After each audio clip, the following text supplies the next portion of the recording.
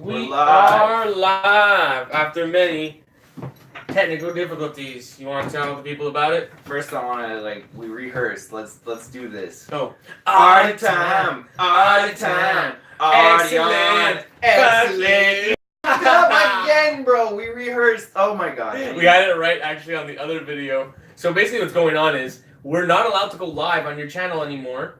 No, YouTube, YouTube has changed their rules, so I have to have 1,000 subscribers on my channel before I'm allowed to go live again. So we had to do this over on Germ's channel. Which is strange because you were doing it. Yeah. And then it was going good for the channel. The channel's getting views. The channel's getting traffic. Yeah. Stop that. Thousands of minutes of views, a lot, like 30, 40 new subscribers every time we did an episode, but we're not at 1,000 subscribers yet, so it sucks that they cock-blocked us from going live and sharing our knowledge and wisdom and jokes with you. We gotta do it. So anyway, here's where we're at. We're live on GermDee's channel, and we hope some of you are going to tune in over here. I don't know how many people even know that you had your own channel, but this is a good way to. There's a lot of weird videos on my channel. Have fun. Yeah. But let's move into your sticker, because basically the internet is so crazy. You got to be on so many different platforms, and you got to be able to adapt, because at any moment they could be like, "Hey, you don't have 1,000 people that have pushed the subscribe button, so you're not allowed to go live." Even though you were. Yeah, no, and Instagram can do the same thing. They can say, oh, you want to have your little stories up at the top here? You got to pay for that now. Otherwise, people have to go to your profile to click on your stories. That's going to happen. So be prepared for it if you do a lot of story marketing. But, yeah, so basically what we wanted to get into is Patreon and the idea behind it. We've spoken about it a little bit before, but... it occurred to me that a lot of people don't know what Patreon is. A lot of, artists do, but people who are not artists or creative people don't really know what it is. What do you know about Patreon? I looked into it when Adam started to do this thing called, do you call it Patreon? No, I call it my supporting patrons. So people who support him, give him money on a monthly basis, basically because they don't want his shit, you know what I mean? They have enough shit at their house. They love watching his stuff. That's the value they get. So they would just like to give something back for the value of seeing his cool paintings and hoping that he gets to make more. Yeah, I mean, there's lots of reasons why people can sign up to become a patron. Maybe they don't want to buy more clutter, but one of the main things is you get some sign-up perks. So depending on the level that you donate at, I send you different stuff. It can be... stickers, it can be a canvas print, it can be a few different things. Go check it out. I'll put my link right down here. But the idea with the actual Patreon website is it's a website, it's basically like a social media for creative people with a paywall. So only people who are supporting you with a monthly donation get to see your best content. You can choose which content people can see publicly, or which content only your supporting patrons can see. On my website, I don't quite do it that way. I mean, I still post on all my own social medias just like I normally do, so I still share my art, and progress shots and whatever else I'm doing across all my different platforms. But the idea on my website, the reason I'm doing it on my website instead of on Patreon is exactly the reason why YouTube just cock-blocked us. Who knows, Patreon could change their rules in 6 months, and because some of my art is inspired by psychedelics, and sometimes we might talk about psychedelics, and I'm in recovery from having been a drug addict, maybe they're going to change their rules that you can't talk about drugs or psychedelics in your videos on Patreon, and now they're going to close my channel down. So I don't want to do that on Patreon. That's why I did it on my own website instead. And when I say I looked into Patreon, doesn't mean that I went through with it, because my kind of feeling was, why would I make a whole campaign about go on Patreon, go on Patreon, go on Patreon, and then that could happen. Mm-hmm. It totally happened. I'm campaigning for your stupid ass, your website, and then you're going to say, hey, you swear and you say, stupid ass, it's cut, it's over, and all that money, done, because they're just going to cut it, and it could be your lifeblood. Like this, I don't know if there's people on Patreon who earn a full living. I'm sure there is. Playing video games or something nowadays is Now all kinds of creative 2020, people. guys. People play video games, and send me money. Mhm. No, but they're entertaining. I'm assuming Yeah, they're it's giving value to entertaining, people. you know, like, and personally- there's no way to buy anything from these people, right? The people who play video games or whatever. That's why an artist should look into it. There's an entertainment factor in the video game world that there's no way to buy, and some artists kind of do art and don't really make it consumable. Digital artists. Yeah, I mean, They there's can make videos about them making the art, and that's as interesting as someone playing a video game, if not more. There's all kinds of ways to do it. There's anything creative that you do. You can create a Patreon account and share what you're doing. You know, like writers can share a new page of their book every day or a chapter or whatever. DJs, musicians, you know, anything creative. Whatever you do creatively, you can share that. And have people follow along. If you make vlogs or vlogs or you talk about political stuff and yada yada yada. Anyway, long story short is the reason, one of the main reasons I did it on my website is also because to bring people to your Patreon page, you have to share your Patreon link. I would rather be sharing my own website link so that if people come to my Patreon or my supporting patron page where they can sign up to become a supporting patron, they're still on my website. And maybe after they become a supporting patron, they can bounce around on other pages on my website instead of looking at other people on Patreon. So that's one of the main reasons that I do that. Your competition is right there. You feel the same way about Etsy. I like Etsy because they don't charge me a server. They don't charge me a hosting fee. And it's a one-time transaction. So even if they chop it at the knees, it doesn't matter. Because wherever the one-time transaction is, and I say it is, it is. Mm-hmm. Because they're mostly all in the DM. So if you're hearing this and you wanted stuff, you just contact me in the DM. That's what the deals are. Yeah, and we've spoken about this in other episodes that for me personally, I have a lot of people who've been supporting me for years and, you know, buy things from me over and over again. So it's just easier for them and for me having my website. Just go to my store, buy it. You don't need to DM me. We don't have to like chat for. Okay, but let me explain the benefit. Mm-hmm. It's a rapport building technique. It's one of the best things of all time to actually have a relationship with the people. So yes, of course, the Etsy, the website, having a link that they can buy, amazing. But long term, you want to have interaction with the people who support you. And as many as possible. That's literally your job if you're an artist. Agreed. One of them. I agree. Is to have meaningful conversations. Don't just brush it off. Like, these people care. You should care even more, and it'll blow them away. That's what makes them buy. In my case, I and found care and want their art like this all around them. In my case, I found that a lot of the people look I'll totally be on Germ's side when it's somebody who's buying something from me the first, second, third, maybe fourth, fifth, sixth time even. But some of my clients buy from me 5-6 times a year. They've bought, 20, 30 times from me since I've been an artist. They bought stickers, they bought paintings, they've become a supporting patron, they do this, they do that.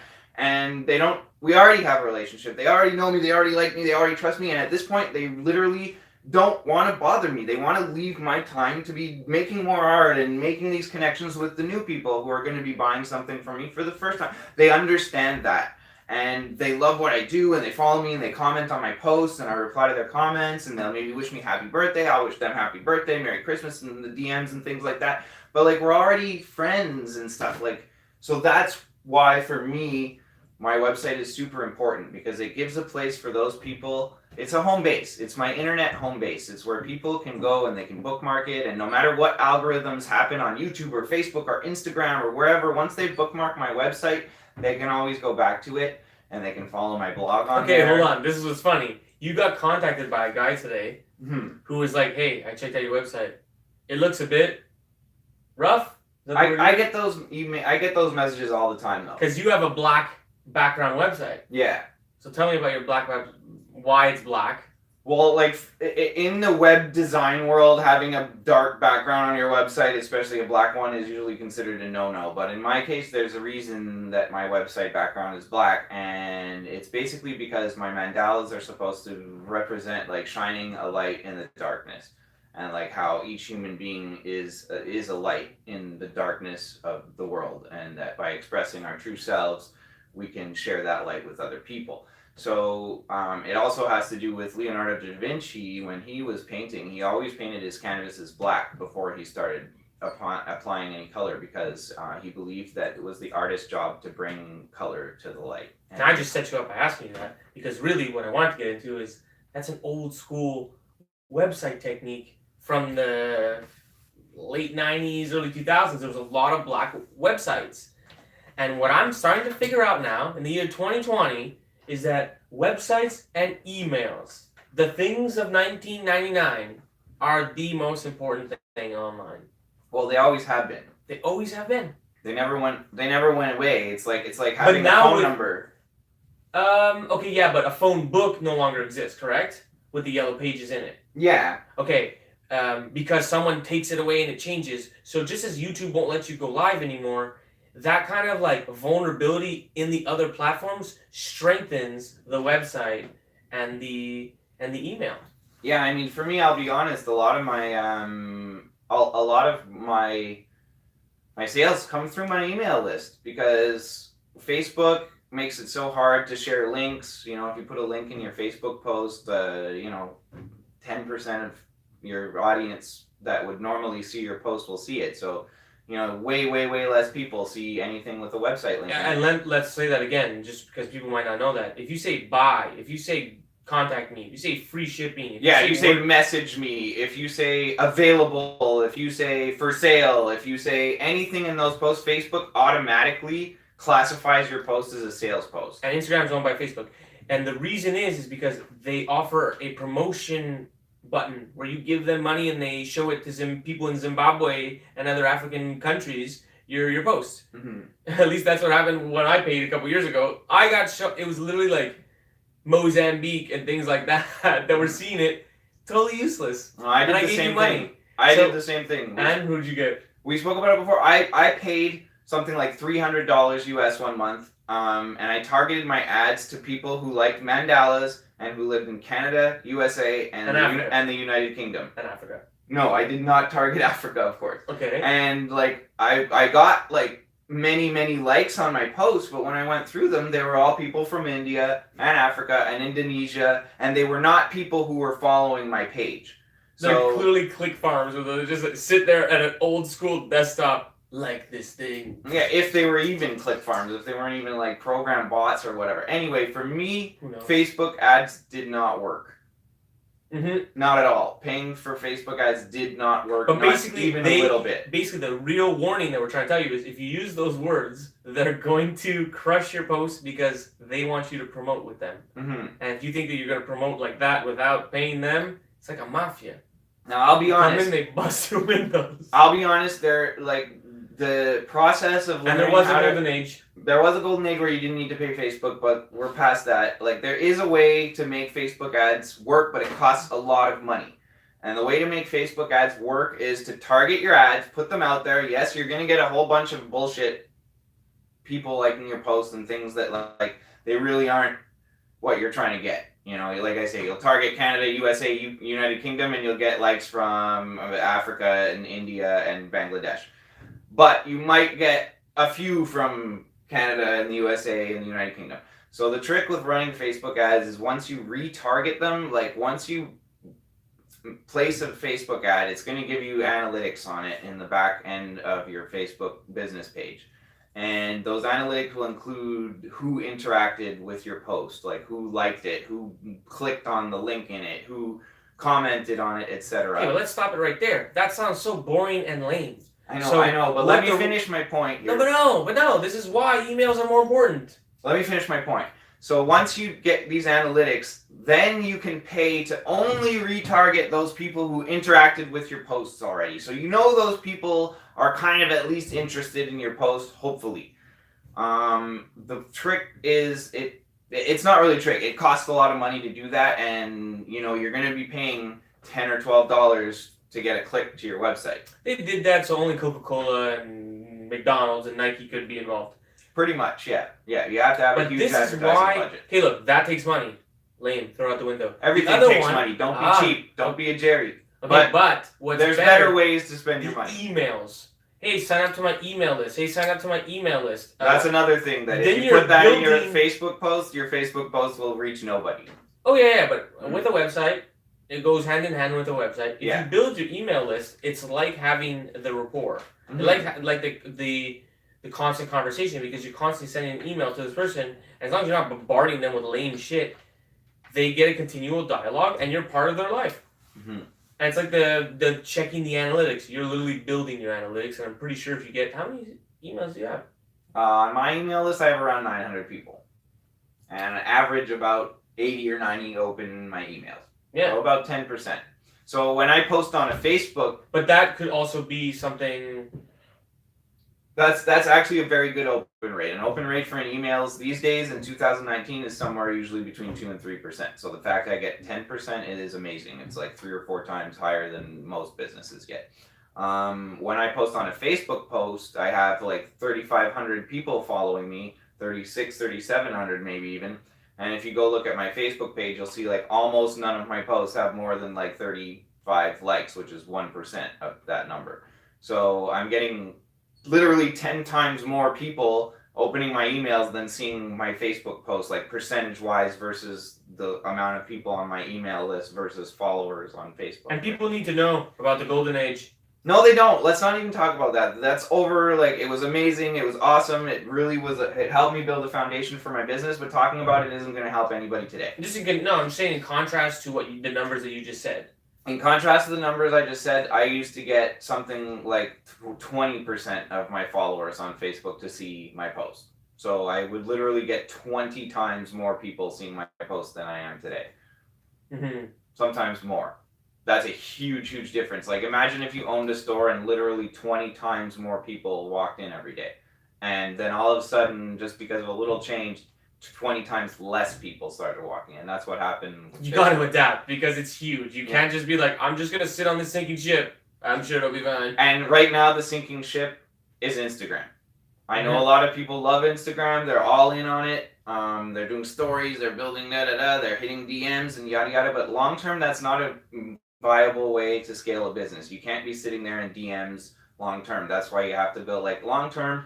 You can't be, every single client can't be messaging you. You know, if you have a line of products and stickers and bookmarks and jackets and things like that, you can't be in the DM with every single person. Or if you do business that way, you'll be limited to a certain number of sales. You can't talk to 500 people a day.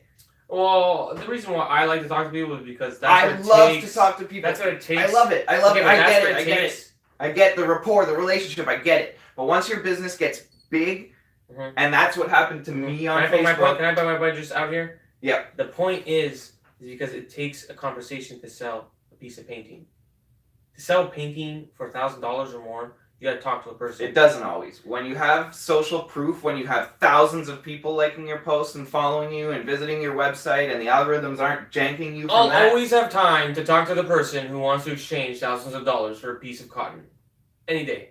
I'll stop the world to talk to that person because that person's honoring you like there's no I'll always have time to talk to the person who wants to spend thousands of dollars on my original art. I won't always have time to talk to the person who wants to buy my stickers for $6 when I'm having a sale and there's 100 of them messaging me. That's why I'm saying long term when your business is, and that's what happened to me when business was booming on Facebook and 20% of my followers were seeing my things and I was posting in 100 groups a day. I was getting 5,000 visits to my website a week.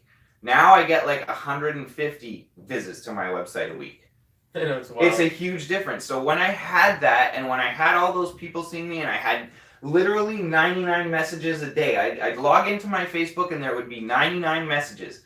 I literally could not reply to them all. I'm sorry. You didn't even want to talk about the golden age. You're deep in the golden age right now. Yeah, well, I'm deep in the golden age because you brought the conversation. I'm going to name this one the golden age.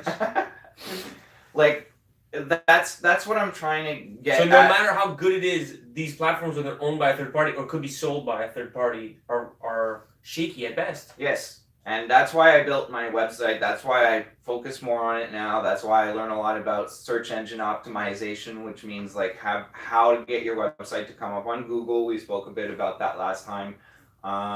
So look, if you're watching this, like write to Germ, DM him because he loves these DM messages and building relationships with everybody. So everybody write him and tell him, Germ, build your own freaking website. It's time.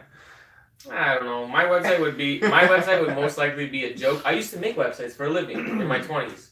So I know how to make a website. I just think websites and people clicking on links is kind of dead unless they know it's a store. It's a store where they can exchange money. Fine, I'll venture into the opening of a new tab. But they already have 65 tabs open. They're in an app. They don't want to exit the app. Mm-hmm.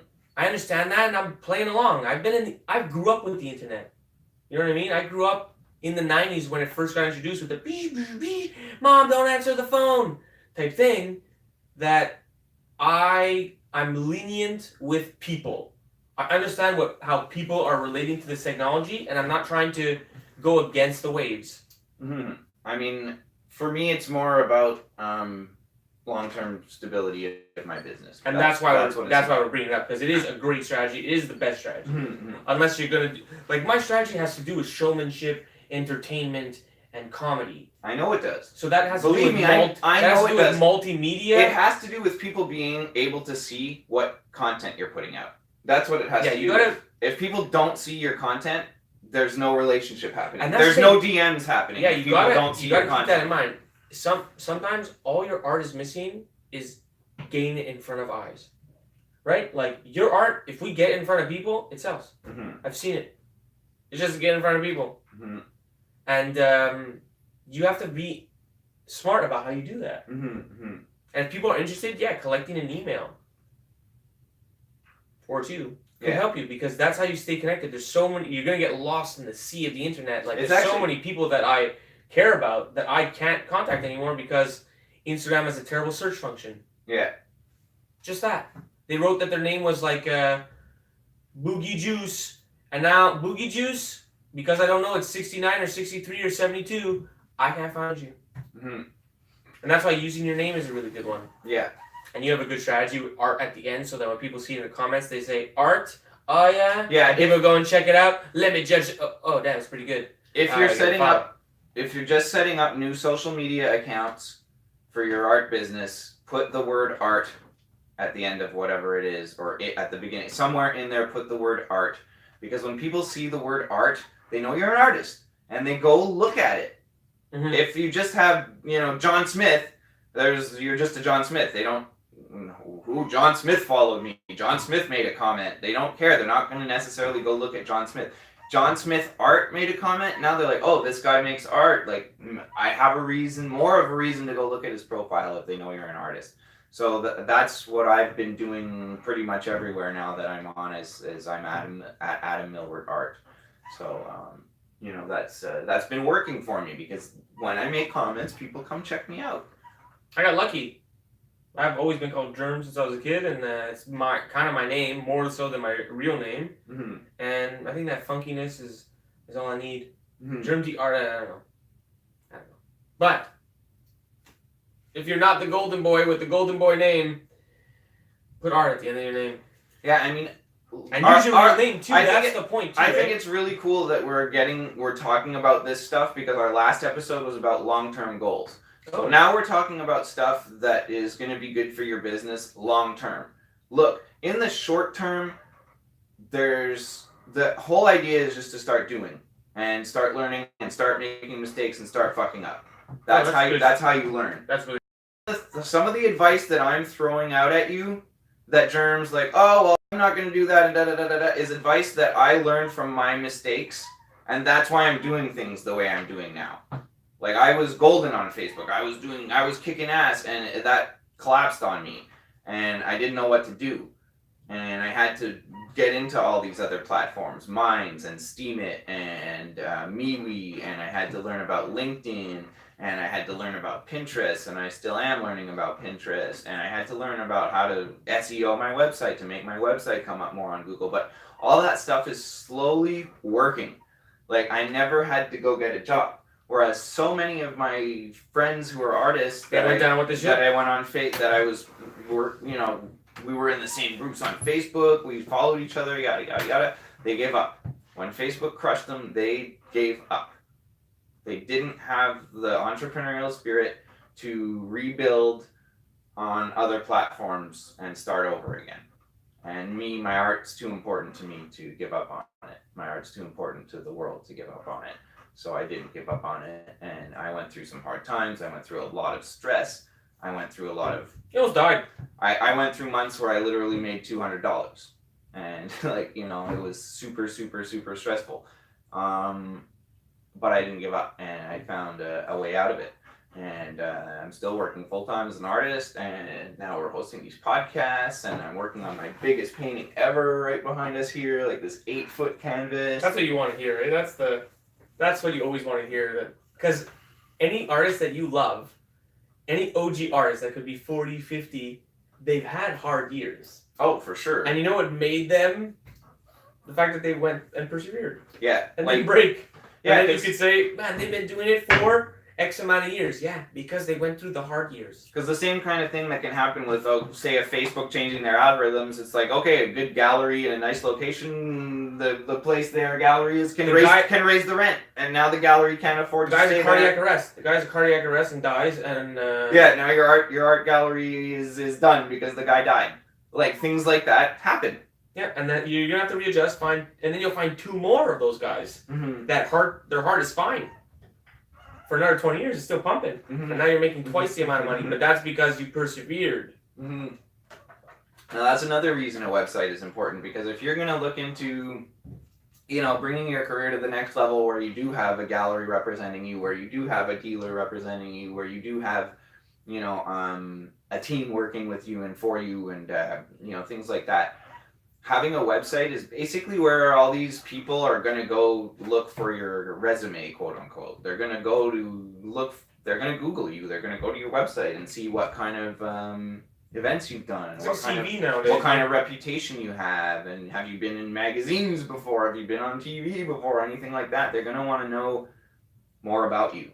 And the more they know about you and how you present yourself to the world, and that you're good at presenting yourself to the world, the better chance you're going to have of having somebody that wants to represent you to their network. Because ultimately that's what it is. We're kind of talking about how to help the sales of your art. But when you get really good at selling your art, other salesmen are going to notice, or women, and they're going to want to sell it too. Because they'll see the tactics that you're using, and they'll see that it's effective, and that's what ultimately the gallery scene is, in my mind. And sometimes it won't even be seeing the tactics you're using. Like, they see the network. Yes, but it's also... That's kind of what I feel. It is, but it's the proof of concept. When they see sale, they feel comfortable going to their network of their buyers and collectors that you don't know. That's why you use a gallery. That's why you use an art dealer or something like that, because they have a network of people who love art, that already trust them, that buy art from them. So when they come with new art from a new artist and show it to these people already feel like it's something worth looking into. So you don't have that network of the people in Paris or London or New York or even in Montreal. Like, there's 4 million people that live in Montreal. I do not know all of them. Some of these gallery people definitely know people in circles that I am not part of.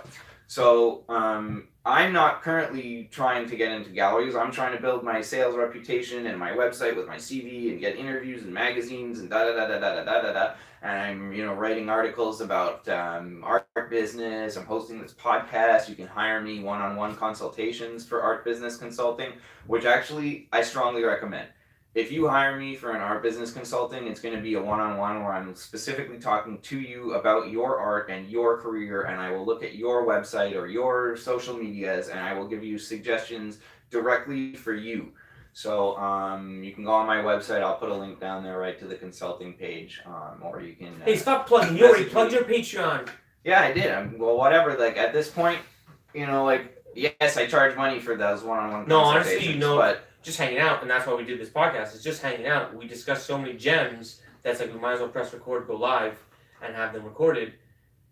But again, if one-on-one, I'm sure it would be better because... Well, when we weren't pressing record, we were giving each other one-on-one consultations is really what it was. And that's why we decided to start recording these, because we realized the stuff that was coming out of our mouths is valuable information for a lot of other artists. And I hope you feel that way watching this. If you're another artist, I hope you find that some of the stuff we talk about is valuable information for you. That's what I want to do here with this podcast. I want to bring value to the people who are like my tribe, to the people who are my family, to the people who are trying to accomplish the same things that I've accomplished.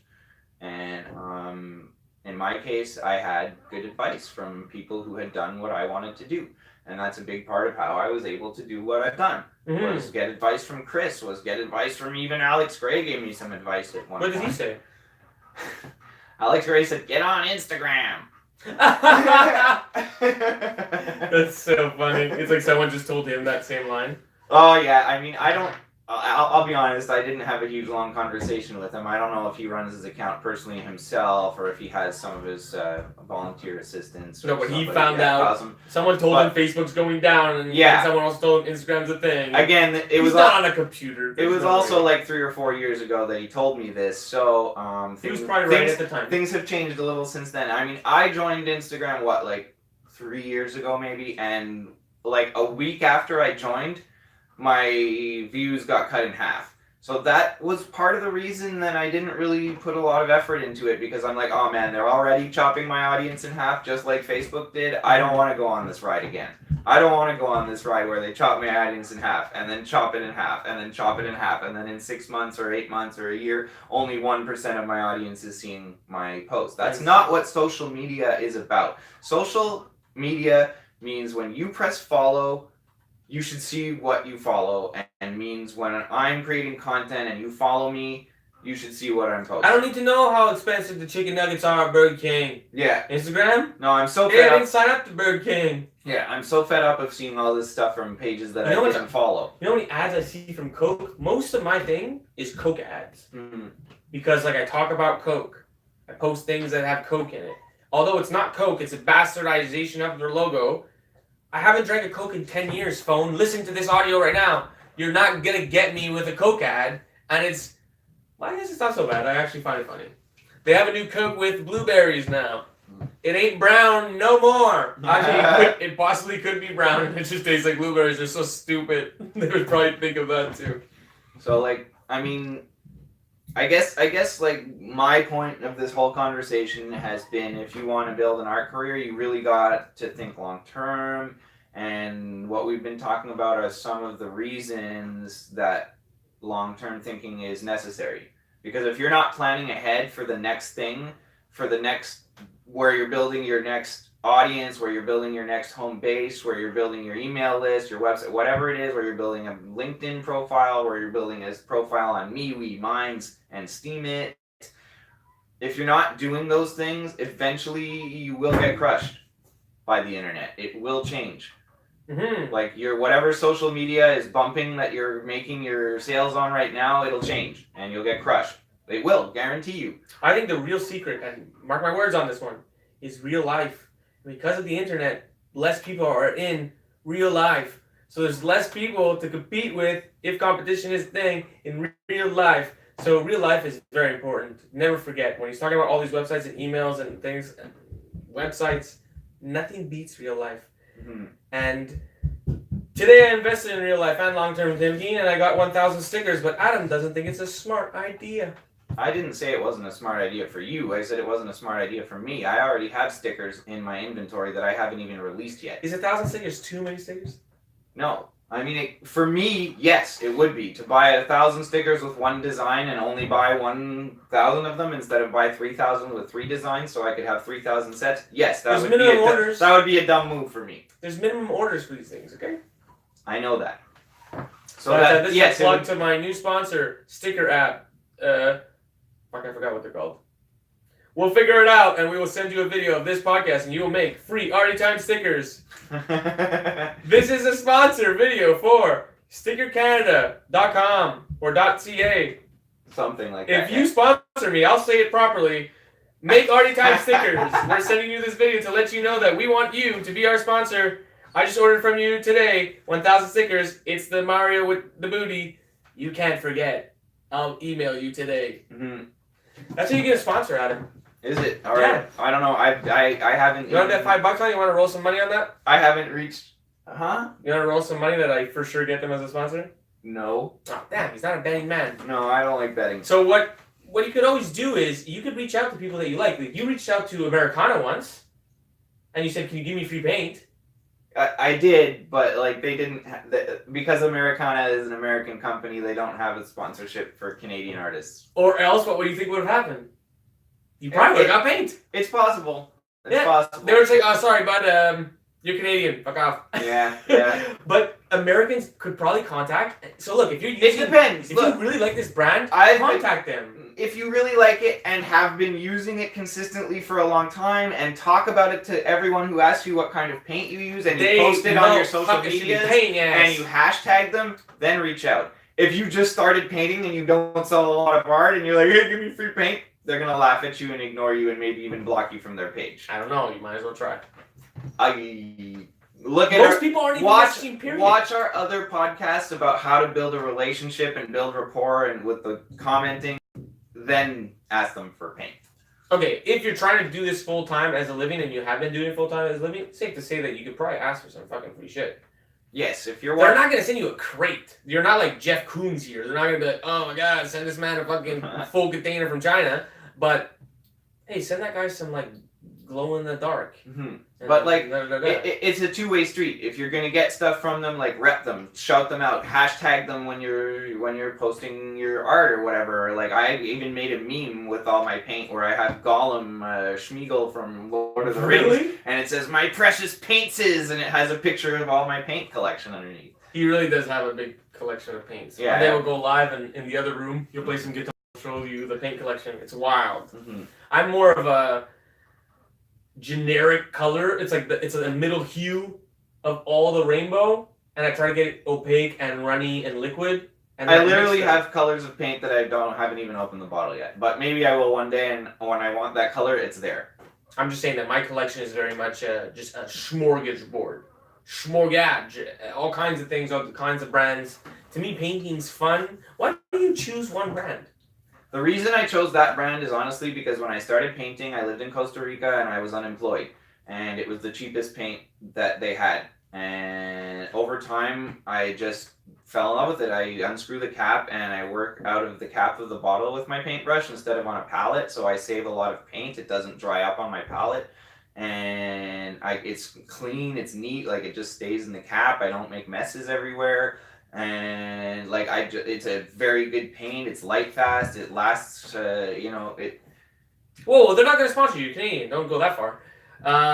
One of the main things for you though is you don't have to mix the paint. Yeah, you don't have to mix colors. Because let me tell you guys a secret. If you went to art school, or if you heard from people who went to art school that you need to use Liquitex or Golden, art schools are sponsored by paint companies. Liquitex, Golden, Winsor Newton. They're sponsored by these paint companies, and they get paint either for free or like really, really cheap for the whole school. But part of that deal is all their teachers have to tell their students to use this brand of paint, and it's the best brand of paint, and if you're using any other brand of paint, your art's not going to be really good, and da da da da da da da da. And like sometimes even the teachers get brainwashed with that, and like they forget that they're doing a sponsorship deal and that it's not really the best paint. They just haven't tried. They just haven't tried the cheaper paints because they have this thing that this paint's the best. So I mean, personally, paint's not rocket science. It's not rocket science. Acrylic paint is all little plastic beads in a liquid solution that dries and leaves the plastic on the canvas. All acrylic beads. They're little plastic. They're micro beads. Yes, that's all acrylic paint is. That's all that. So any brand of acrylic the smaller paint, the filament, the smoother it is, right? Yes, but like, and it also has to do with the concentration of those beads in the medium that it's floating in. Usually, it's mostly. But yeah, acrylic is plastic. Just water. We say acrylic because you don't want to say plastic on canvas. Mm-hmm. That ain't gonna sell for a lot. So they start to come up with the word acrylic, but acrylic basically is plastic. So then, if no one knew that, then now you know. That's what acrylic paint is. So like, paying a lot of money for better plastic balls is kind of ridiculous. And I mean, Americana literally has like 220 colors. Plus they have metallics. Plus they have glow in the dark. Plus they make a good varnish for triple thick. I don't use that varnish. They actually have great glow in the dark. They're one of the best glow in the darks I've ever tried. Yeah. And we are glow in the dark masters, okay? And you're gonna come to learn this. Mm-hmm.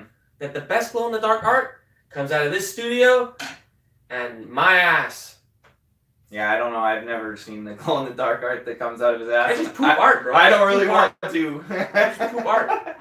If your poop is glowing in the dark, you might want to go to the doctor. I'm bro. painting a lot for glow in the dark, but the Ninja Turtle I painted here glows in the dark and really well. You go in a dark room and the Ninja Turtle pops out all green, ooze like. Yeah, Look forward I to have that something soon. really cool at glow in the dark. You're gonna have to stay tuned to future episodes to see Oh that. yeah, it's crazy. So yeah, so there you go. That's a little tip about paint. Don't waste a lot of money on paint. Look, if you're an artist and you're trying to make a career out of it, you're literally running a business, and wasting money on It's bad for business supplies is bad for business. Like if I could buy staples that I need for $1, or I could buy staples that the guy at Office Depot told me were better staples, but they're $20. I'm gonna buy the $1 staples. They're just fucking staples. Mm-hmm. It's like literally, and I agree that the more expensive paint, they often do have a higher concentration of those little plastic balls so they'll maybe be a little bit more opaque. You can use a thinner layer of paint on your canvas to cover it, but I almost never do 2 coats on my art with the Americana, and Most paints say no. People hate that, so Yeah. they really strive for it, and it's tough to do it with a red. I've seen oranges though that blew me away. I thought orange was impossible for someone to get opaque, and I've seen some now that are top. Red is tough though. Yeah, Red. there's a few reds and purples that aren't super opaque, but I mean that's the Purple, same. wow, yeah. That's the same with almost any brand. So No, but every other color there is opaque, unless you're trying like neon green. Then it's like you better use a sponge to not. oh yeah, that's another thing. They have neons. They have neon colors on top of glow in the dark, like neon colors that glow under black light. But if you're running your own business, it's so important to be savvy and to be a haggler. Like. Get deals. Wait until Michaels has their 70% off sale on their canvas in the United States. Man, I wish they had that here. Let me tell you, the best we get is 2 for 1. This guy, you make money off me. I literally do. He makes money off me. Behind this canvas, there's like what? A 1, 2, paint 3, store. 4, 5, 6. There's 2 48 by 48s. There's 4 60 by 48s. There's canvases, basically. And there's another 8-foot down canvas. the street. Here's another 36-inch over here. Here's like a big one over here. Like I keep myself stocked up in canvas because like when I want to use one, and I don't want to pay full price. So when they go on sale, I get them on sale and I invest some money, and that way, A, I have canvas here ready to go that I paid half price for. B, he literally buys canvas from me and I make money off him because I don't sell them to him at half price. I sell them to him for like 25% off, so I still give him a good deal. Oh, really? Yeah, I don't usually sell you full price, or we make a trade for something that like you didn't pay full price for. And the reason is because like I'll be here at midnight. Ain't no store open that'll sell you cotton stretched on wood at midnight. And sometimes, look, I gotta paint. Yeah, he comes It's up an with an addiction. idea and he's like, man, he'll come in here and he'll be like, I need a canvas like for this design. Like, what size canvas do you have? So like, he's my late night art dealer Yeah. and other kinds of dealer. But you don't have to know about that on this podcast. So basically, like, that's another tip. Like, get your canvas, get any art supplies you can at a discount. On the low. Actually, yeah. cool. I'm gonna go get my little paintbrushes that I get and show those because those are an amazing deal. Yeah. What's your best art deal? Talk about that one. No, thanks for that. The best art deal that I know of is thrift store frames. You can go into a thrift store, and I'm talking about the church ones, okay? Not the ones that are like a business. The actual non-for-profit ones. They'll sell you like gold frames for $1. They don't care. And that's such a good spot to take a cheap art like inks and watercolors that don't appear like they're worth a lot, but once you put them behind a gold frame, now you're competing with the canvas vibe.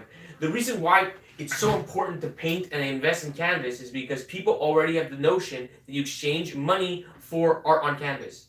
When you paint on a piece of scrap wood, nobody has the pre-notion of, yes, people buy scrap wood once there's paint on it. Nobody believes in this. You're literally trying to force a new narrative on people, but cotton. And we've even experienced here, we're Canadian, there's wood canvases. Some people don't get wood canvases. It's like, why isn't it cotton? Oh, sorry. They call it a wood panel. Yeah, they think it's cheap. In fact, it's worth more, and I think it's better, more durable, and Canadian, so it's stoked. But there's a preconceived notion that these are valuable. If you want your art to be perceived as valuable, do the halfway meet and meet people there on a canvas. Yeah, I mean, we had spoken about the hierarchy of different art materials. I forget in which episode, maybe episode 1, I think it was. Really? We did? We brought up linen and oil? We brought up the difference between like drawings and watercolors and acrylics and oils and egg tempera and whatever. So yeah, but here I went and got my brushes. These little, I do a lot of line work in my art. I don't know if you can see, like this is all line work. There's line work everywhere. And for all my line work, I use these little tiny brushes. I get them on eBay. They come in a pack of 12, and they're called acrylic nail art brushes. I think they're meant for like nail salons. Yeah, I feel like they're for makeup. Nail salons. But they're literally, I think, like $1.82. They're less than $2 for a pack of 12, and that includes free shipping from China. He's not even cleaning his brushes. That's how cheap his brushes are. My brushes, I think I calculated they cost like 17 or 18 cents. If I'm wearing a pollution shirt, I'm flashing that right now because you, sir, have polluted. I suppose I have, but at the end of the day, like. He's getting such a good deal that he can. I've spent $3-4 on small brushes, and these last just as long as the $3 or $4 brushes. I love them. They're good quality. So they do take a while to ship, but go on eBay, type in acrylic nail art brushes, and I usually order like 10 packs at a time, so I get 120 brushes for like less than $20. And it takes like maybe sometimes 2-3 months to get here, but I always have brushes and anytime I need them, and I go through a lot of these small brushes. My thing about brushes is I have a lot of brushes. Even people, when they think a brush is done and they're about to throw it out, I'll take it, put it in paint thinner if I think it's a savable brush, and add it to the collection of brushes. So you never know when you're gonna lose a good chisel tip brush, and you better have 4 more backed up. That's how I feel, because it's so important to the business. Have good brushes. Mm-hmm. Sometimes the smaller Dollarama. Yeah, let me go get my fill-in brushes. Those are my line work brushes. I'll go get my fill-in brushes. Okay, I feel I have better brushes than him. I have a good brush collection. Dollarama and stuff like that, they make good small brushes. They have good smaller ones, but once you get bigger, once you get past like an inch and you're into 2 inches, you're better off investing and keeping that bitch super clean. So don't use oils, because oils suck and they're hard to get out.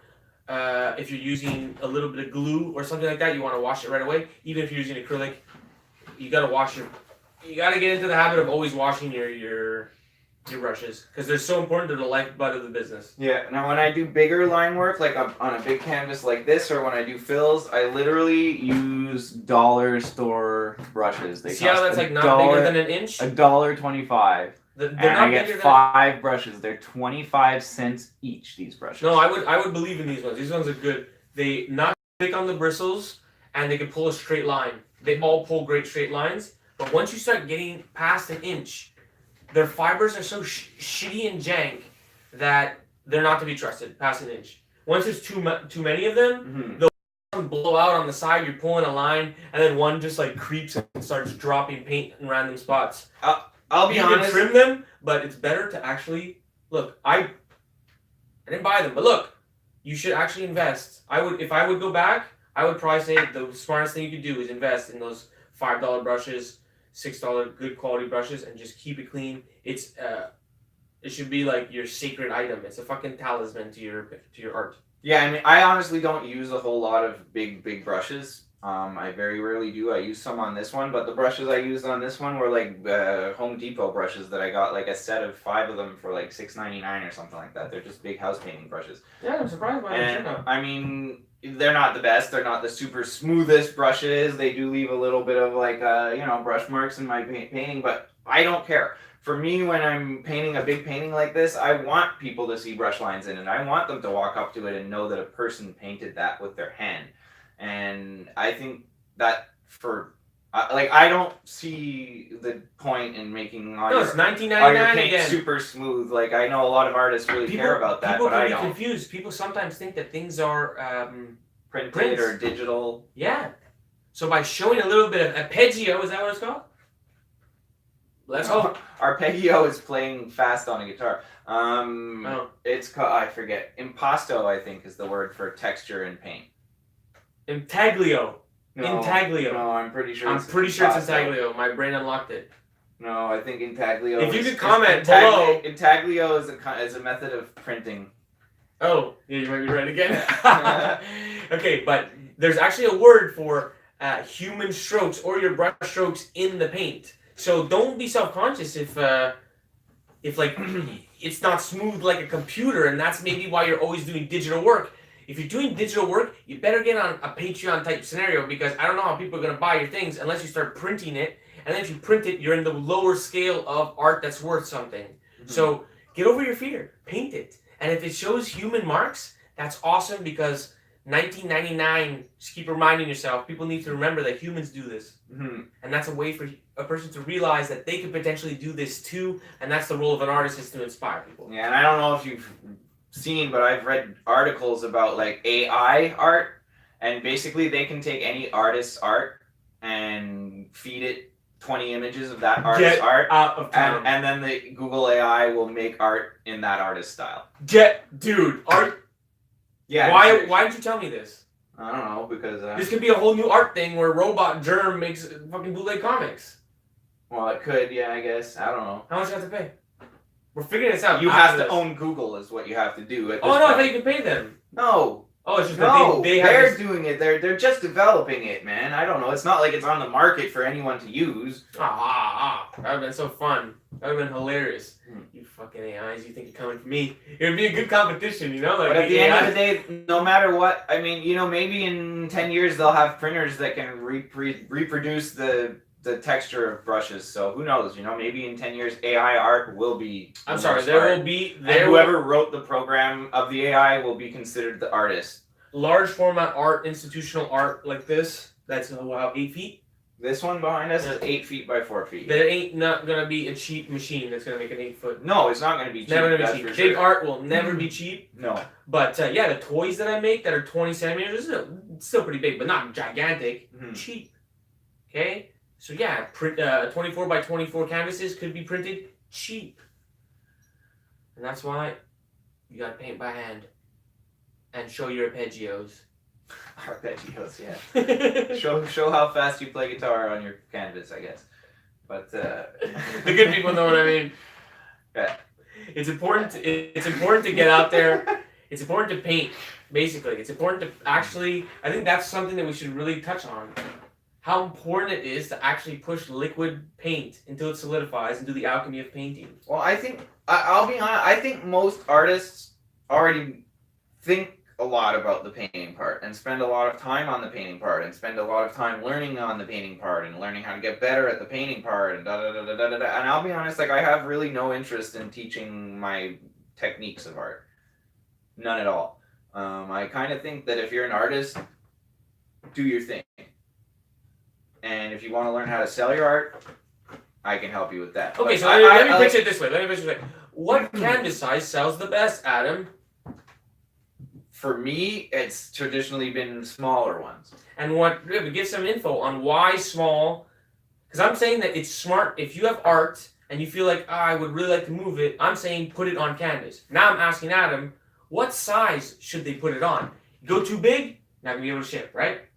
Well, I mean, it depends. It's like harder to ship. Let's be real. It's harder to ship if it's. It is harder to ship, and you also probably have more money in the materials. I mean, big canvases are more expensive. They take more time usually. Germ rips out a canvas in a day. I can't do that. My big canvases take months or weeks, and so like I'm not. When it comes to that, I can't do art like Germ. I can't rip out a canvas in a day in a big canvas, and you know. If you want, I can say why. So, but here's the thing. For me, honestly, what got my art career going was 12 by 12s and under. There you go. See, that's awesome. But good advice. But ships. I wish I had spent a lot more time developing myself for big art, because 12 by 12s and 6 by 6s, you can't charge a lot of money for them. Okay. So long term, I kind of pigeonholed myself and my clients who were buying $75, $150 paintings. I wish I had spent more time earlier in my career doing bigger art. Now, my advice is a 24-inch range. You can go to 18 by 24, 24 by 24, 20 by 20, but 24 is usually the best. Would that have sufficed? Or are you saying you would have? I wish I would have made like 4x4 foot ones and 8-foot ones or way earlier. I find that 24 by 24 is a great. Yes, it's not huge, but it still is big enough to do the things that you would have done on a 4-footer. Yeah, and you know what I mean. So you can practice. What Germ is talking about is also the shipping factor. Like once you get over 30 by 30 inches, you can't really ship with, at least not with Canada Post. Well, bro, you're trying to sell this piece. Like I don't know about USA shipping. How big is the maximum size you can ship from USA or from Europe or wherever else? But let's dream here. Let's dream. But let's say Japan wants to buy. Canada, the biggest I can ship Canada Post is 30 by 30. After that, I have to go UPS or FedEx or something like that, and they're a lot more expensive, and they won't insure your art unless you pay them to pack it, and they'll charge you a fortune to pack your art. So it costs a lot to ship big art. On the other side of the coin, people should be paying a lot of money for big art, and paying an extra $300 to ship something that they're just dropping $2 or $3 or $5 or $10,000 on shouldn't be a big concern to people. So that's part of the reason I wish I had been making bigger art earlier, is because I would have attracted the clients that would have paid for that big art and had that big budget earlier. Now I'm starting to make big art, and I'm starting to attract those clients that have the big budget and have the big space to display it and you know, like we talked about this with Chris, didn't we? Like there's a good reason why you would do a big piece. Just, you know, it's a flex to show off that you can do this kind of thing, but you don't want to keep doing them.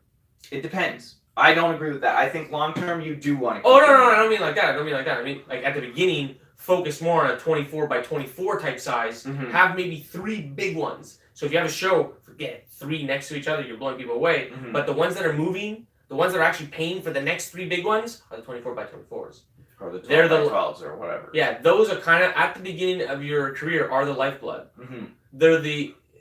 And it's mainly because they're affordable. It's the thing that's proof of concept that makes these sellable later. It's mainly like, I don't mean that I wish I didn't do any small paintings. Like my small paintings built my career, because some of my small paintings were the first ones I used for my prints and things like that. You see, you would have took a gamble with time and money, and you would have made a big one. Yeah, I think I should have been making bigger art more consistently over my career. Like even just always having one big one on the go on the side, and even if it takes 6 months and you only do 2 big ones a year or 3 big ones a year between all your small ones going, I wish I had built a bigger inventory of big art. I wish I had built more of a reputation for myself as an artist who creates big art earlier in my career.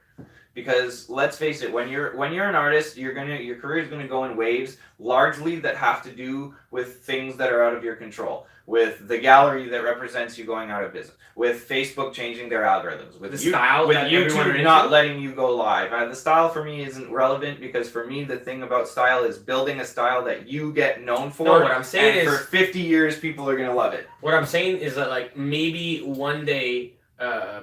In mandalas become like the hottest thing, the hot, like Louis Vuitton's using it, so hot right now, and then like you'll have a big boom, but it's a bubble, right? If this would have happened, it's the mandala bubble, and after 10 years it would go back to its normal level. See, I don't believe in that, because I think after 10 years you're gonna have a reputation for yourself as an artist that is gonna surpass the trends of decor and design. If you're an artist that's like dedicated, you'll persevere. Yes. It won't matter, because you'll have by the German minimalism could be in, and you have to do that, and that's good for you. 10 years goes by, you should have a brand already as an artist where people are hiring you because they love your style, whatever that style is. It shouldn't be relevant what's going on in the world as far as what's trendy. If you're following trends, your art's all going to end up in the garbage within 1 generation after you die. I feel that. And you speak to a guy who's trying to mastercraft trend. You need to be culture. The trend. Yeah, I guess. But there's a way, like, is meme culture a trend, or is it the new future way to communicate? I don't know. I think it's the new future way to communicate. Like, I think if you continue with it as a long-term thing, it won't matter. because you'll be known for that, and it won't matter what culture becomes or what, because people will be interested in that thing, that path you took. Mm-hmm. They won't care about everything else in the world. They won't. Some people might relate your art to the rest of the world, art critics and art historians, but people who just like your art and just like the story of GermDee and like following you and watching our podcasts and relate to you on whatever level they relate to you, like, that's what's going to get your art in their collections to begin with. And then, like, after we're gone, like, hopefully our own personal legacy of who we were while we were alive will make our art worth keeping and worth, remembering, yeah, and worth sharing with people for many years. I know none of my art's going to last 10,000 years. It's very unlikely. So, like, enjoy it while it's here. And that's kind of what I say to people who criticize me about, like, oh, your mandalas, you're selling them and they should be swept away, and the whole point of a mandala is impermanence and to represent non-attachment and things like that. And, like, okay, that's why I sell them. That's why I let them go. That's why I let them go out into the world, and I'm not attached to them. And people, even Chris Dyer, like, we had a conversation, and I don't remember if it was on camera or not, but last Sunday when we were at Chris's, he doesn't want to sell a lot of his art. But that's apparent in the fact that he doesn't sell as many as you. And for me, like, I'm not attached to most of my paintings. There's this one here that I'm pretty attached to, The Passion and Faith. I spent 520 hours on it, and it's a really important piece for my career because I did it when I reached 5,000 hours I spent painting. And one of my goals as a mandala artist is to consider myself a master mandala painter only by the fact that I spent 10,000 hours painting mandalas, just based on the idea that it takes 10,000 hours to master something. I'm not saying I'm a master and now you bow at my feet or anything like that. It's just like a personal challenge to reach that 10,000 hours. Of course, you should always have long-term goals like that. So right now I'm like at around 9,000 hours.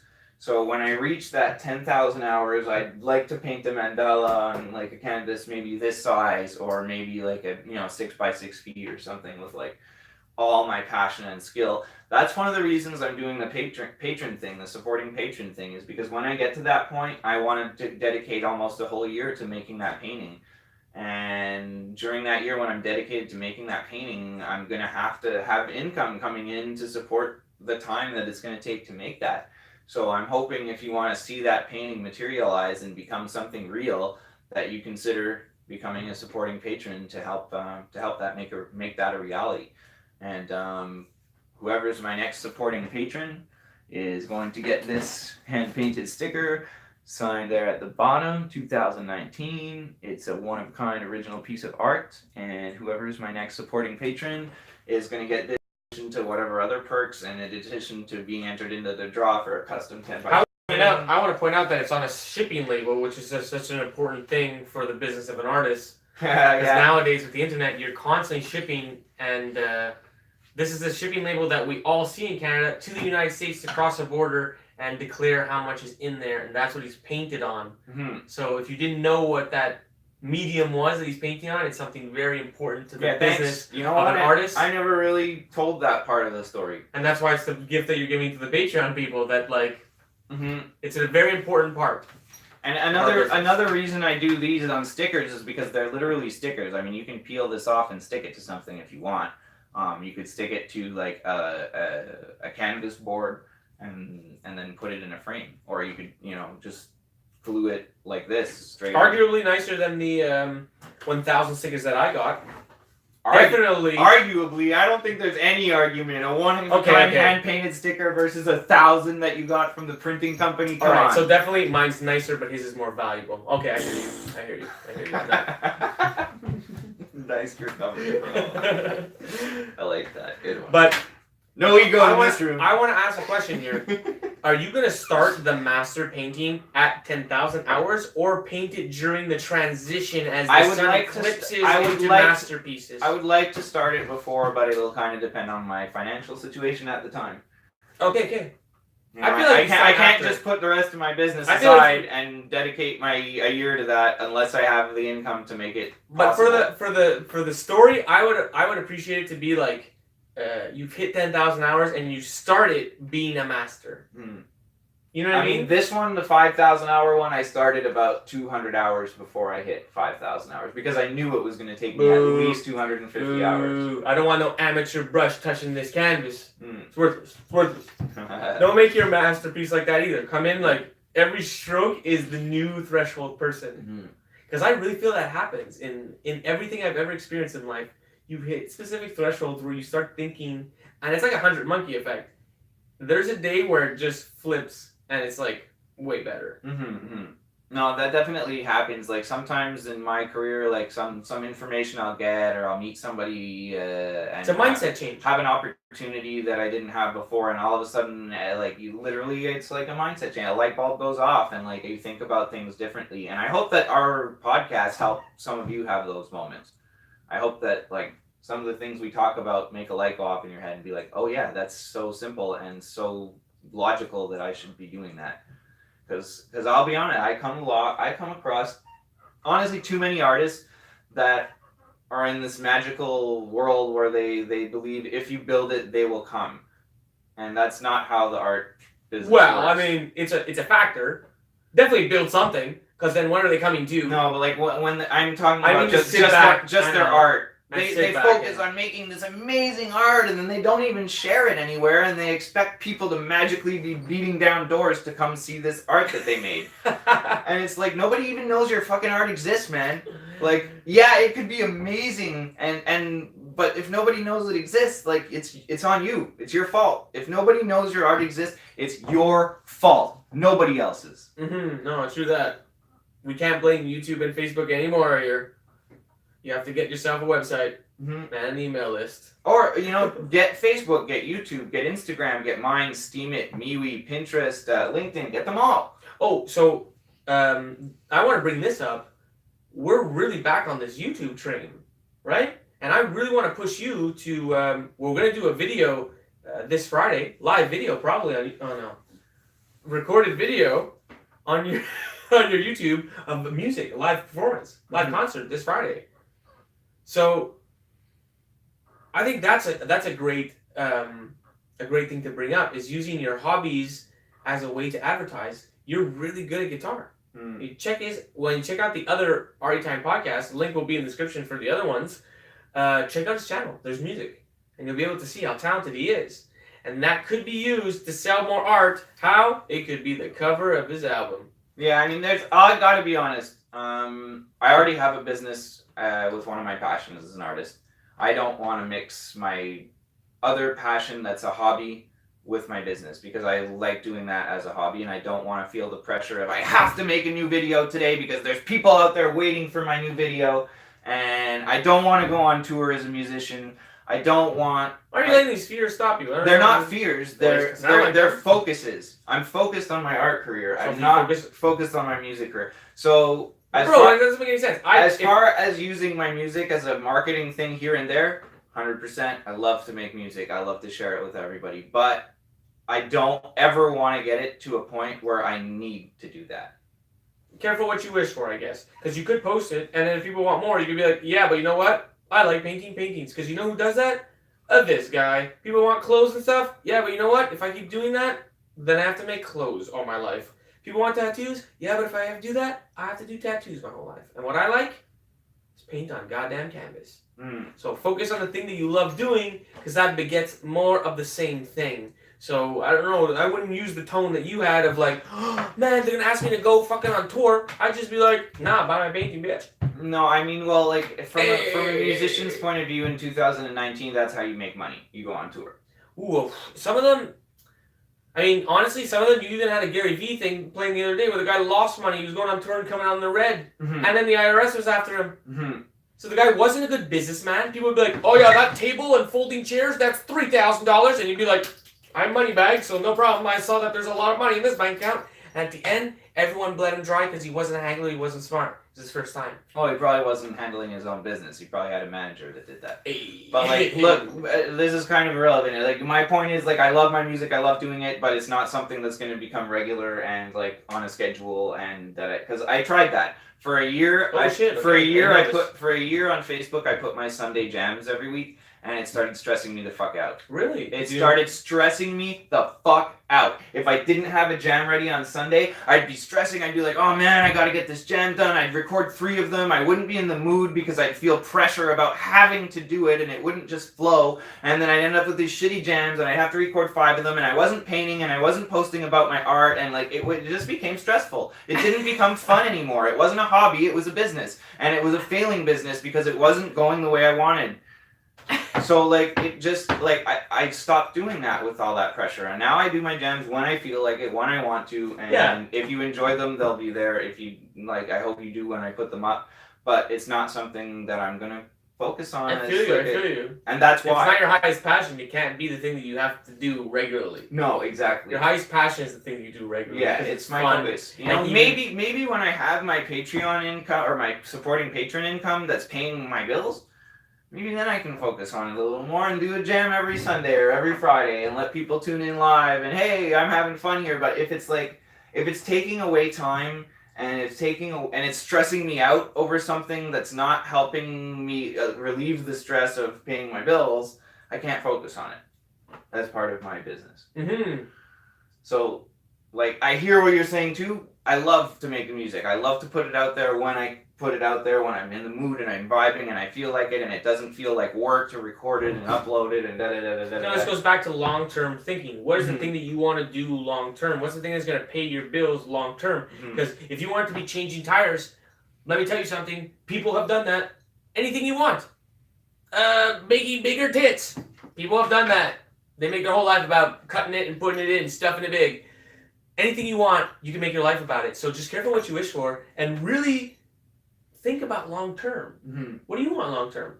Costa Rica. I want to live in Costa Rica. I want to have Tazam, the Temple of Sacred Mandalas, and I basically want to have a little van by the beach that like drives people from the tourist beach area up and back and forth from. What's the main revenue that starts the Cosm? Well, my art career and selling the canvases and supporting patrons. Who help you make my whole business. It's a long-term thing. It's probably going to take me 10 or 15 years before I can even buy a piece of land to even start think of building. Yeah, but I'm talking about like what in this long-term vision. $200,000 USD enters your bank account because of in your Excel sheet in taxes because of long-term smart planning. That's what you're writing to the tax man. 200,000 came in because of long-term. It's not going to be 200,000 that's going to come in. It's going to slowly grow over time, and that's going to be due to long-term smart planning. It's so whack right now. Every year you do your accounting on revenue. I'm saying a large sum of your revenue, 60% or more, comes in through, and if you long-term plan this, then you know what is your high priority. He's supposed to say paintings. It's not going to. I got to answer his own question. Now you be quiet and I'm going to say it. It's paintings. That's not. And if you want paintings to be your large sum of income every year and to be the large breadwinner for you, then you need to paint more than you do the other things every day. One day is a microcosm of a year, of a month, of a decade. So if you spend 60% of your day thinking about paintings and painting, then 60% of your revenue will be paintings or whatever you choose. See, I don't know. I hear what you're saying. If you're marketing the painting, you're still working on the 60% of long term. My business isn't going to come mostly from painting. It's going to come from. Okay, well that's why I asked. I want to build a place where people come to see my art and to be part of a community, and where people, pay for that. Just like you have to pay an entry fee to get into your favorite bar. But I feel that's how it sustains itself. That's how you got the money to build it is a different story. It's 15 years of saving a little bit every. Okay, that's your long term. That's goal. the long term plan. Okay. It's not bang. I'm gonna sell a $200,000 painting and woohoo! Now I can do Tazam. That's unreasonable for me to believe in that. No, you sell $200,000 worth of paintings a year. Maybe, but like, look, I'm not there yet. I'm not there yet where I'm selling 200,000. Having that long-term vision is what manifests it. Is my major point. And if you argue that, then sit back and watch. Well, I have the vision of what I'm going to build and a basic plan of how I'm going to get there. Is it going to happen overnight? No, it's going to take 10 or 15 years. Of course. And the plan is going to modify and change and evolve over those 10 or 15 years. So like, I'm not. But at least you know what answer that question today is impossible. Put it that way. It should never be impossible. Don't be scared to dream. Say whatever you want, and you can change it. It's not fixed in stone. Just say like, oh man, like honestly, it could be like. Well, I did answer it. diamond- I said the long-term diamond planning mandalas. over 15 years. Yeah. But I definitely think that when you do long-term planning, know that it's not written in stone, but say it confidently like it is. Mhm. That's the true thing that manifests things. Because when other people hear it, they want to hear that you're striking for something, you're aiming for something. Because if you're not, if it's just like, oh, I don't know, I'm just going with the flow. Okay, you're going with the flow. Mhm. I don't know. I'm not putting money behind that. Mhm. You know what I mean? As an investor, I guys go with the flow. Yeah, I mean, just based on my previous business, like my main income is from custom art. It's not from selling my paintings that I create for other people. It's not from selling my merch. It's from creating custom art. And the reason for that is because that's something that I love doing. Because when I hired Chris Dyer to make custom art for me, I felt like I was sort of being the artist. And I want to give that opportunity for other people who don't feel like they're artistic and who don't feel like they can, manifest the actual object, but who have creative ideas and want to put them out into the world and have that object manifest. Yeah, it's beautiful. That's what my mandalas, that's what makes me the most of my income. I love doing that. Long term, I don't know if that's a viable way for me to make that income that I'll need for building TOSM. Ideally, I would really like to have my supporting patron income over 10, 15 years be able to support that vision and build that vision. And if you become a supporting patron, like you're really building the foundation of that. I mean, we can cut it. We can cut our podcast right here and say, check it out on the website. We started with that. Check it out. Check out Patreon too at the same time, and get a gauge of would you rather have it on your website? Get a feel for it. Okay, like he has a sign up thing. I think it's 3 steps. I think that's pretty cool. On Patreon, bro, if you don't give them the direct link, how are they even finding you? Mm-hmm. You know what I mean? It's so like, think about it from the other person's perspective when they come in. It's not gonna even be about, like. what I it's would on recommend Patreon. is to think about it from your own branding long term. If you're on Patreon, if you're building it on Patreon, You're building Patreon. you're building Patreon's brand, and they can change their rules at any time so that all this money that you've spent years building up coming in, they can say, oh, you broke our community standards because of whatever reason, and now, Well, let's be real. they can... They're holding the bag of money. They could literally be like, you know what? Now you know what the cut is? 25% to us. What are you going to say?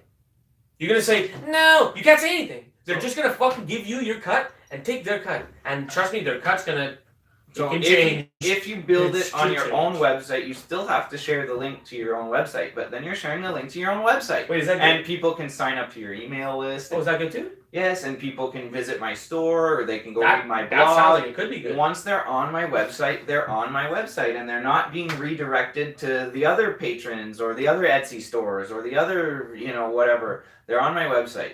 So, like, long-term branding-wise, that's what works for me. Maybe I only get 150 visits to my website a week now versus the 5,000 I used to get before. But out of those 150 people that visit my website every week, I get some sales, and I get people to join my email list, and I get people that are signing up to become a supporting patron.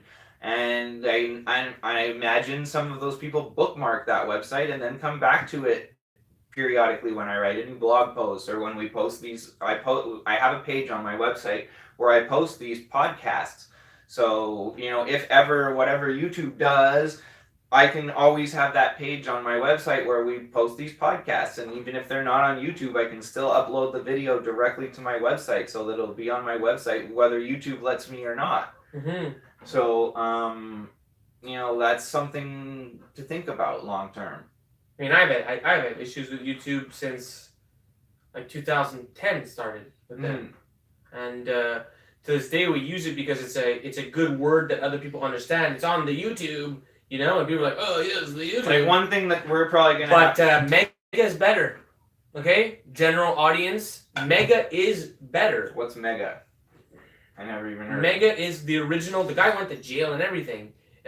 He just doesn't care. He's refusing to sell, and you can do whatever you want. He's not doing anything wrong. If you I've never heard of Mega. What's Mega Mega? Upload. You remember Mega Upload? Never heard of Mega. Okay, well, Upload. Mega Upload was a way to watch videos. Does it still exist? Yes, it's called Mega now. It used to be called So Mega is it Upload. Mega.com? Mega.nz, but just type in Mega Upload, you'll get it on Google right away. It's they might crush it a bit, but it's Mega.nz. It has videos. It's like YouTube, but without the censorship, and it has all the movies. Like, it has movies. Can It's you monetize on it? No, it's not about that. It's about I'm a big proponent of mashup culture. A lot of our culture has always been taking the past and re-engineering it for the future. And in the last 100 years, they're trying to stop evolution. They're trying to say, oh, you can't take that guy's thing and let that guy just suck at it, when it could be modded and made for the future. So music should be matched up and not have copyright laws on it. In my philosophy, nothing should. Even my art. If you want to take it and make it better, go right ahead. You're just going to inspire me. Copyright laws aren't about taking it and making it better. They're about literally photocopying it and selling it as theirs.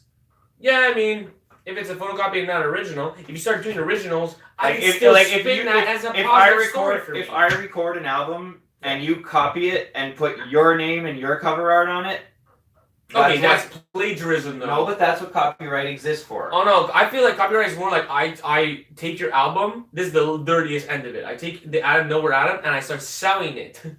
I start selling it, and he's also selling it. He's like, hey, that's my thing that you're selling. Yeah. But ultimately, it's kind of a good look, right? Because someone's listening to your music, and that guy's getting his cut. Yes, he's not giving you your cut. He's a dick. Yeah, but he needs a cut. That's to be a something. salesman. That's something cool that we could talk about, because Chris talked about it when I was at his business workshop. What? And is art theft, like people putting watermarks on their art on the internet. That's a stupid idea. First of all, I'll never buy art from an artist that watermarks their art. I hate looking at it. I won't even go into their album. If they have You mean watermarks. just even the images? Yeah. If I their hate it images too, I on hate social it. media have a watermark, first of all, if you're not like a big time artist selling tons of art, Calm down. calm the fuck down. Because they're Nobody's jumping. stealing your art. They're stealing Cause and Jeff Koons. They're stealing those guys because they And know there's a even market. if they steal your art, they are Alibaba and Chinese manufacturers that are looking for a specific type of design, and they'll sell it, and they're not competing with you.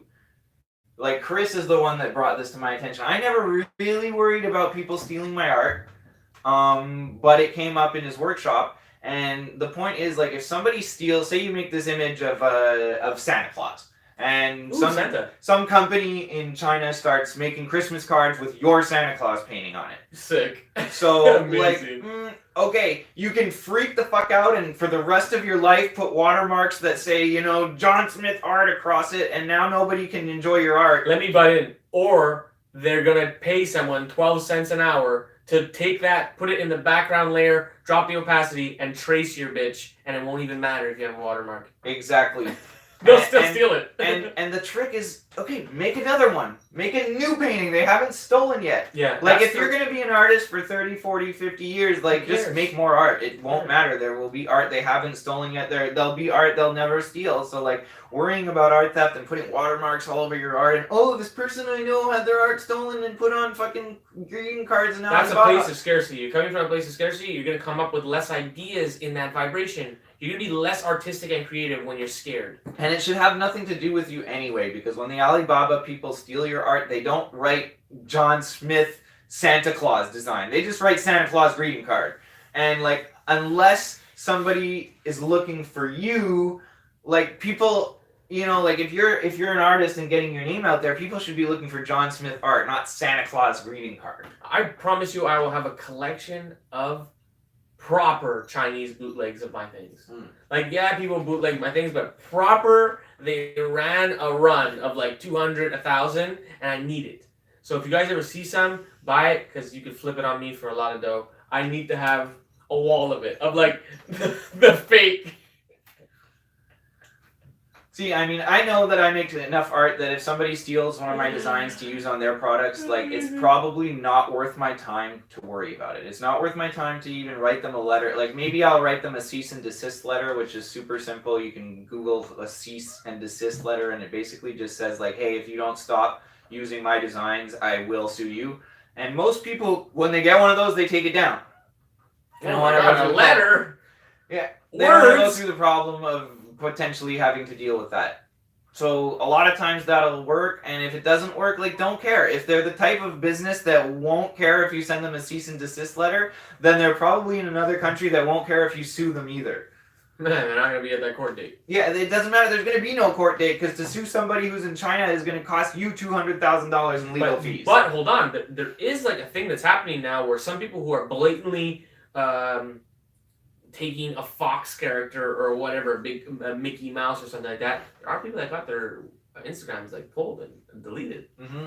Okay, so keep that in mind. Like, that's why you'll never, like, other than the commission, other than the collaboration I did with GermDee, you'll probably never see Mickey Mouse or Bart or any mashup of any of those characters. I don't want to sound like a in my conspiracy theorist, but there is a potential for a world where copyright is so strict that if you think that you're going to make a creation and not even sell it, but just advertise your own creativity using Mickey Mouse or some copyrighted character, that it'll be cut, just like a nude girl. Mm-hmm. Just like a community policy says that you can't fucking do that. Yeah, and it's probably coming soon.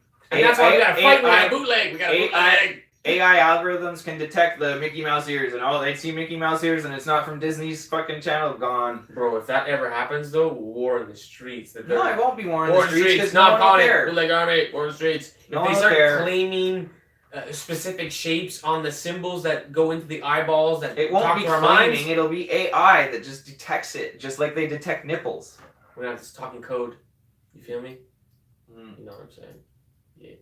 No, I mean unfortunately, that's the way social media makes money, is by taking out unpaid content and replacing it with paid content. So unless you're paying for your content to be seen, they're not going to let your content be seen very much. And that's the way that their businesses operate. I personally believe that there's a big shift coming in social media where it'll be more like a cable company, where you subscribe to the platform by a monthly fee, and then you see all the content that you subscribe to.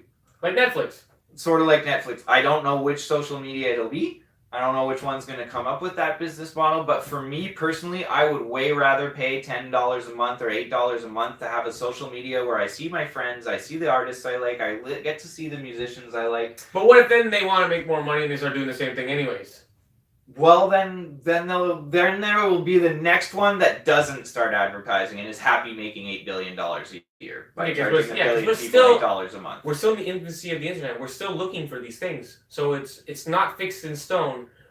People have seen Facebook for 10 years. I think maybe it's been 10 years. I think more. Really? Wow, that's the longest we've ever seen a website run for. Personally, a social media one. Anyway. Any of them. Even StickDeath didn't last 10 years.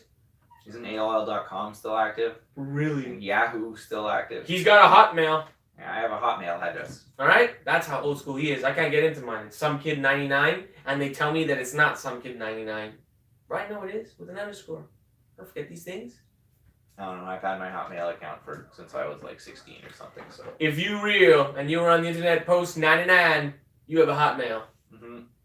For an AOL. And you know what? You can't be fooled by no Outlook.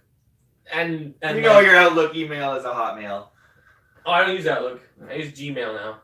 I have my business is all Gmail, but my personal is still my Hotmail because I've had it for 20 plus years. I'm not going to change my personal email now unless they force me to. But yeah, so like this whole episode was pretty much about thinking long term and planning ahead for things that are going to change, because things are going to change. Whatever you're experiencing right now in your art career and your art business and how you're marketing it and how you're reaching people, that's all going to change.